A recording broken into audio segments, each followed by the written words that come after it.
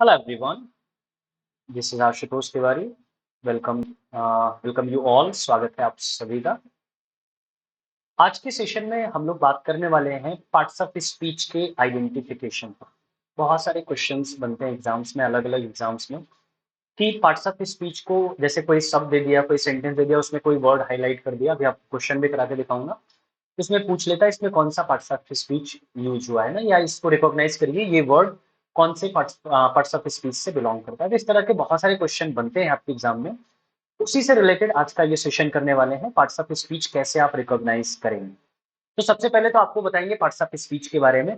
8 parts of speech होते हैं और 8 के बारे में आपको डिटेल जानकारी बताएंगे, लेकिन एक ट्रिक, एक कहानी के तौर पर। और फिर उसके बाद उससे रिलेटेड कैसे क्वेश्चन आपके एग्जाम में बनते हैं उस पर बात करेंगे। चलिए, पार्ट्स ऑफ स्पीच आइडेंटिफिकेशन आज का ये सेशन है।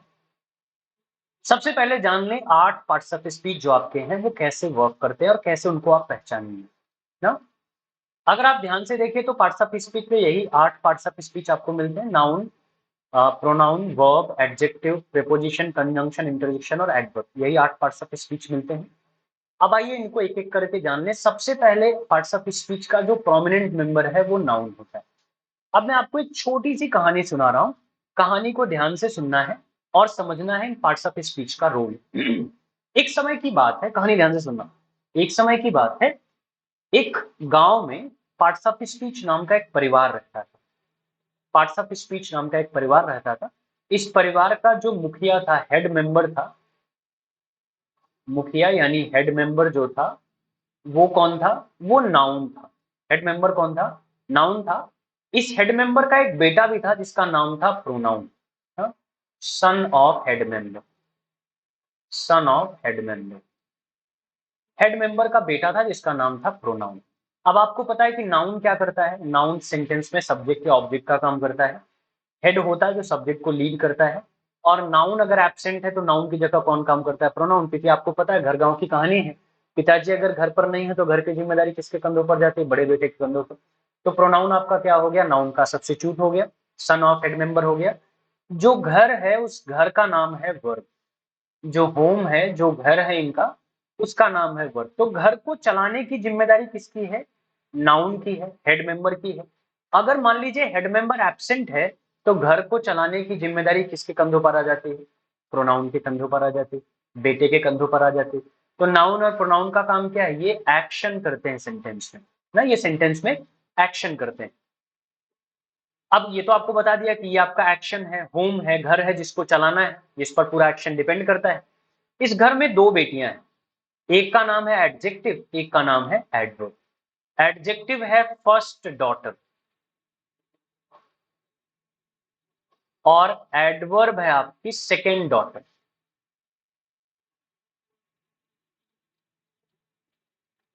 एडजेक्टिव है फर्स्ट डॉटर, एडवर्ब है सेकेंड डॉटर। दो डॉटर है इनकी, एडजेक्टिव और एडवर्ब। जो पहली वाली डॉटर है एडजेक्टिव, इसको बहुत ज्यादा प्रेम है किससे? अपने भाई से और अपने पिता से। ध्यान से देखना मैं कैसे एरो ले जा रहा हूं। अपने भाई से और अपने पिता से। इसको प्रेम किससे है? इसको प्रेम है, मैं कलर चेंज कर ताकि आपको पता लगे, अपने भाई से और अपने पिता से। तो एडजेक्टिव जब भी सेंटेंस में आएगा ये किसके लिए काम करेगा? नाउन या प्रोनाउन को क्वालिफाई करने का काम करेगा। एडजेक्टिव जब भी सेंटेंस में आएगा इसकी जिम्मेदारी क्या होगी? नाउन या प्रोनाउन को क्वालिफाई करने की।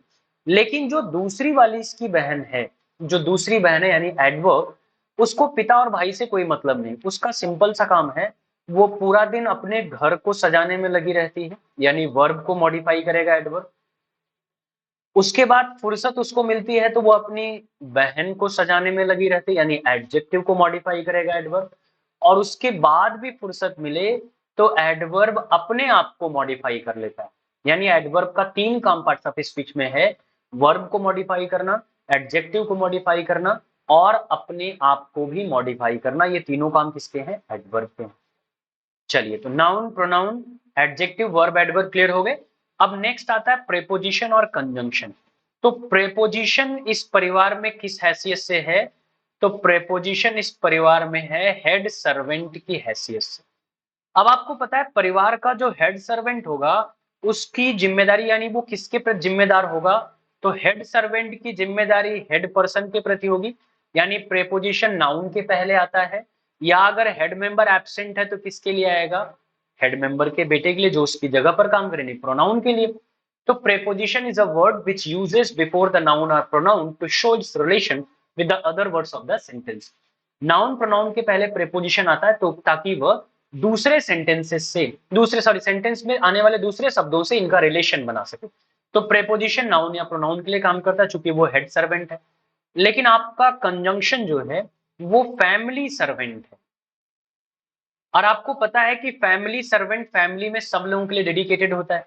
भाई उसको नाउन बुलाएगा तब भी वो जाएगा, वर्ब बुलाएगा तब भी, एडवर्ब बुलाएगा तब भी, प्रोनाउन एडजेक्टिव किसी को भी काम लगेगा, इवन प्रेपोजिशन को भी काम लगेगा तो कंजंक्शन जाएगा। किसी को भी ऐड करना हो, जोड़ना हो, कंजंक्शन का काम क्या है, ज्वाइन करना, जोड़ना। तो किसी भी दो नाउन को, दो वर्ब को, दो प्रोनाउन को, दो एडजेक्टिव या दो से अधिक को जोड़ना होगा तो किसकी रिक्वायरमेंट आएगी, कंजंक्शन, क्योंकि ये फैमिली सर्वेंट है, ये सबको सर्विस देता है। और इस फैमिली के पास ही एक रहता है नेबर, पड़ोसी, ये नेबर है, इंटरजेक्शन। अब आपको पता है नेबर हमसे कब जुड़ता है, दो कंडीशन में, या तो सुख में या तो दुख में, यानी जब भी कोई इमोशन सेंटेंस में अराइज होगा, जब भी कोई भाव सेंटेंस में अराइज होगा, जब भी कोई इमोशन सेंटेंस में अराइज होगा, जब भी कोई भाव सेंटेंस में अराइज होगा, तो हमको किसकी जरूरत पड़ेगी, इंटरजेक्शन की जरूरत पड़ेगी ना। ये 8 पार्ट्स ऑफ स्पीच होते हैं और इनका ये मेन काम होता है जो मैंने आपको बताया। इंटरजेक्शन कौन है, पड़ोसी है, और ये कब आता है सेंटेंस में, जब किसी भाव की बात आएगी, जब कोई भाव अराइज होगा। ठीक है, अगर यहां नहीं दिख रहा तो यहां देख लेंगे आप। ये 8 पार्ट्स ऑफ स्पीच और मैंने बता दिया इन 8 का काम क्या है। अब सवाल ये है कि इससे रिलेटेड क्वेश्चन कैसे बनते हैं, किस तरीके के क्वेश्चन आपके एग्जाम में इससे रिलेटेड बनेंगे। जैसे क्वेश्चन आया, सी वॉज वेयरिंग ब्यूटीफुल इयररिंग्स, पूछ रहा है ये ब्यूटीफुल क्या है, एडजेक्टिव है, एडवर्ब है, नाउन है या वर्ब है। ब्यूटीफुल को आप किस में रखेंगे, आपको पता है कि इयररिंग्स यहाँ पे क्या है, नाउन है। नाउन को जो क्वालिफाई करेगा वो क्या होगा, एडजेक्टिव होगा, यानी ब्यूटीफुल इस सेंटेंस में क्या है, एडजेक्टिव है। अभी आपने पढ़ा एडजेक्टिव का काम। Wow you have got a great score, आप बोलते हो wow you have got a great score, तो वाओ शब्द क्या है, कंजंक्शन, इंटरजेक्शन, प्रोनाउन या प्रेपोजिशन। वाओ शब्द कहां से आएगा, बिल्कुल करेक्ट है, इंटरजेक्शन, क्योंकि ये सडन रिएक्शन इमोशन शो कर रहा है ना, फीलिंग सडन शो कर रहा है, इंटरजेक्शन से आएगा। Very good. The baby crowd under the bed, under शब्द क्या है, ध्यान से देखिए, बेड क्या है, बेड नाउन है, नाउन का संबंध बेबी से बता रहा है, बेड और बेबी में क्या संबंध है, बेबी क्राउल करते हुए इसके नीचे चला गया। अंडर इसका संबंध बाकी शब्दों से बनाएगा, नाउन के पहले कोई भी ऐसा शब्द जो उसका संबंध बाकी शब्दों से बनाए वही क्या कहलाएगा, प्रेपोजिशन कहलाएगा। तो अंडर शब्द क्या हो गया, प्रेपोजिशन हो गया। She quickly packed her bag and left, अब देखिए क्विकली शब्द क्या है, क्विकली, पैक क्या है, वर्ब है, उसने अपना बैग पैक किया, कैसे, वर्ब को मॉडिफाई कर रहा है। वर्ब क्या था, होम, घर, घर को कौन सजाएगा, कौन मॉडिफाई करेगा, ऑब्वियस एडवर्ब। तो क्विकली आपका क्या है, एडवर्ब है दिए गए सेंटेंस में ना। बहुत बढ़िया। This is a depressing time to be living in London as people are arguing over the election, इसमें डिप्रेसिंग शब्द कहां से बिलोंग कर रहा है, डिप्रेसिंग शब्द कहां से बिलोंग कर रहा है, आपको पता है कि टाइम नाउन है, नाउन को जो क्वालिफाई करेगा वो क्या हो जाएगा, एडजेक्टिव हो जाएगा। अभी आपने क्वालिटी पढ़ी, एडजेक्टिव की क्वालिटी क्या है, वो नाउन या प्रोनाउन को क्वालिफाई करता है। पहली वाली डॉटर थी ना, अपने भाई और अपने पिता के प्रति डेडिकेटेड थी। Take your first left then go over the bridge, पहला राइट लीजिए, सॉरी पहला लेफ्ट लीजिए, लीजिए, लेना, लेना क्या है, लेना एक्शन से, आप कहते हैं ना यह काम कर लीजिए, या आप कहते हैं ये पकड़ लीजिए, ये आप रख लीजिए, लेना क्या हो गया, लेना हो गया वर्ब। तो टेक आपका क्या हो गया, वर्ब की कैटेगरी में आएगा। There is a party next week though I don't think I can go, देखिए there is a party next week पहला clause, I don't think I can go दूसरा क्लॉज। एक सेंटेंस में दो क्लॉज को जोड़ रहा है, जोड़ने का काम किसका था, कंजंक्शन का, योजक है ना, ये जोड़ने का काम था कंजंक्शन का, तो दो क्या हो जाएगा, ऑब्वियस है कंजंक्शन हो जाएगा।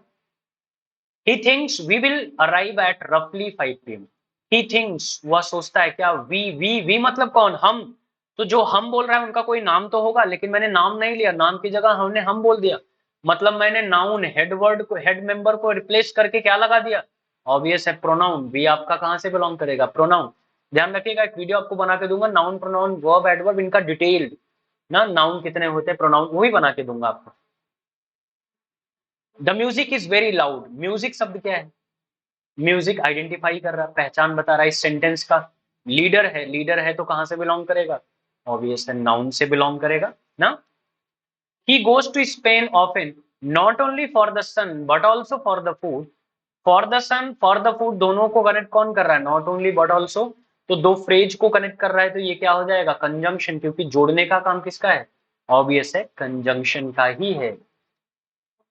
I bought a beautiful dress, कुछ देर पहले ब्यूटीफुल कराया था। ड्रेस आपका क्या है? नाउन है। ड्रेस कैसी है? ब्यूटीफुल। नाउन को क्वालिफाई कर रहा है तो क्या हो जाएगा? एडजेक्टिव हो जाएगा। बहुत बढ़िया। एक second. What did she ask you to do? What did सी कौन? वह, किसी को हमने वह बोला, तो जिसको मैंने वह बोला उसका कोई नाम होगा ना।